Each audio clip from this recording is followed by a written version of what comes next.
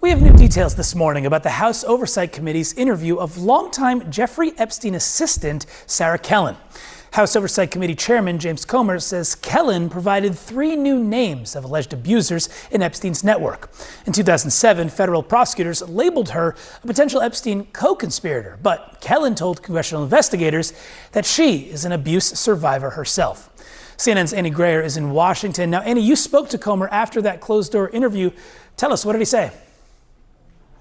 Yeah, Danny, this is some of the most candid that I've heard from Chairman Comer, and that he said Kellen provided them with really substantive information that's providing them with potential new leads to go down and new names of potential alleged abusers for them to look into. So this just happened. One of Jeffrey Epstein's former longtime assistants, Sarah Kellen, is now at the center of explosive new questions surrounding what was happening inside the Epstein estate and who exactly may have known more than they ever admitted publicly. Now the focus is shifting toward the names and the relationships behind closed doors. The bigger question that we are trying to figure out right now are who exactly was involved and what roles did they allegedly play behind the scenes. Well, let me say Sarah Kellen has been very helpful. Of all the people that we've interviewed thus far, this was by far the most substantive and productive interview that we've had.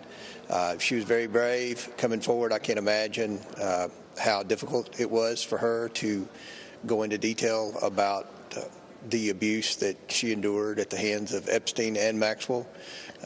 One very positive thing today is she gave us 3 names of people that were involved in abuse. These were new names for us.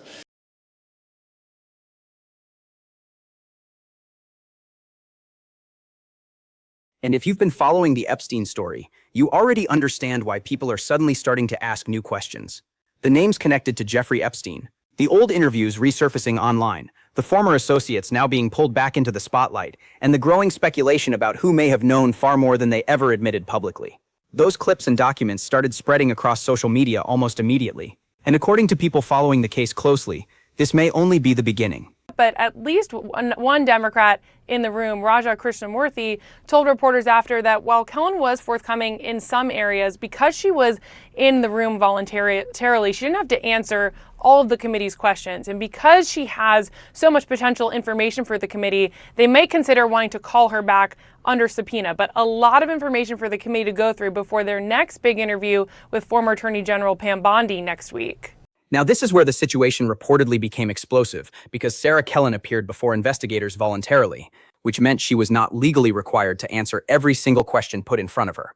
And according to people in the room, that is exactly why lawmakers are now discussing whether to bring her back under a federal subpoena so she can be compelled to respond to the questions she previously avoided.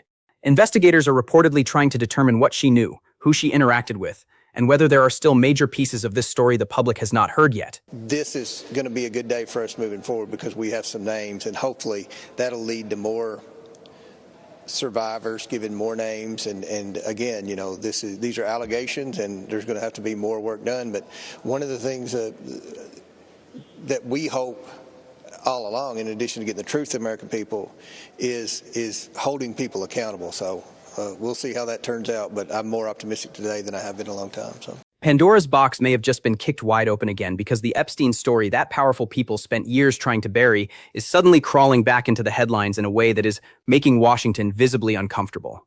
And this time, the problem is not just the old flight logs, the old photos, or the old rumors people have argued over online for years. The problem now is that investigators are circling back toward the people who were actually inside the machine while it was running. Former Epstein assistant Sarah Kellen is once again becoming a central figure in the conversation, and the moment lawmakers started talking about subpoenas and new testimony, the internet immediately went into full detective mode, because people are no longer asking whether Jeffrey Epstein was connected to powerful figures. Everybody already knows that part. The real question now is who knew what, when did they know it, and how far did the protection around this operation really go? And that is where this situation becomes politically radioactive for everyone connected to it, including Donald Trump. Because whether people like it or not, Trump's name has always floated around the outer orbit of this story. The old photographs, the party footage, the interviews, the comments, the social connections from decades ago. None of that automatically proves criminal wrongdoing, but in politics, perception is sometimes more dangerous than proof itself, especially when the public already believes elites play by a completely different set of rules than everyone else. That is why this story keeps surviving.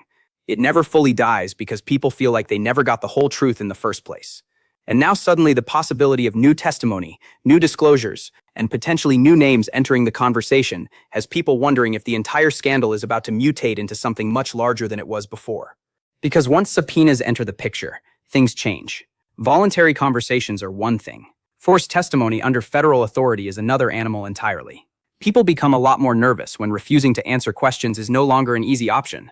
And if lawmakers really do push to bring witnesses back in under subpoena, then suddenly every old relationship, every old connection, every old photo and social interaction starts getting examined under a microscope again. That includes Trump, whether his supporters like hearing that or not. And politically, this is dangerous timing. Trump is already dealing with non-stop media pressure, legal scrutiny, international criticism, and a public image battle that has become increasingly chaotic over the last year. The last thing any administration wants is for the Epstein story to re-enter the bloodstream of the national conversation right as another election cycle starts heating up. Because the Epstein case is not just another scandal. It operates differently in the public imagination. People associate it with secrecy, wealth, power, blackmail, corruption, trafficking, hidden networks, and the idea that the rich and connected may have escaped accountability for years. Once people emotionally connect a politician to that world, fairly or unfairly, the damage becomes almost impossible to fully contain. And that is why reopening this story feels less like reopening an investigation and more like reopening a vault that powerful people prayed would stay sealed forever. Because every time new information surfaces, the public immediately starts asking the same brutal question: who else was protected? And right now, Washington looks terrified that the answer to that question could drag half the political establishment into another media firestorm. Meanwhile, the internet is already treating every resurfaced clip, every old interview, and every archived photograph like a hidden clue in some giant unfinished puzzle. And honestly, some of these politicians are probably praying this story burns out before subpoenas start flying, because once investigators begin pulling threads publicly, things can spiral fast. One witness leads to another witness. One document leads to another document. One phone call leads to another connection.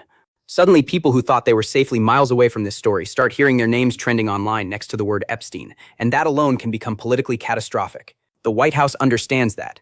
Congress understands that. Media executives understand that. Everybody understands that the Epstein story is uniquely toxic because it combines fear, power, money, celebrity, politics, and the suspicion that justice may never have fully reached the people at the top.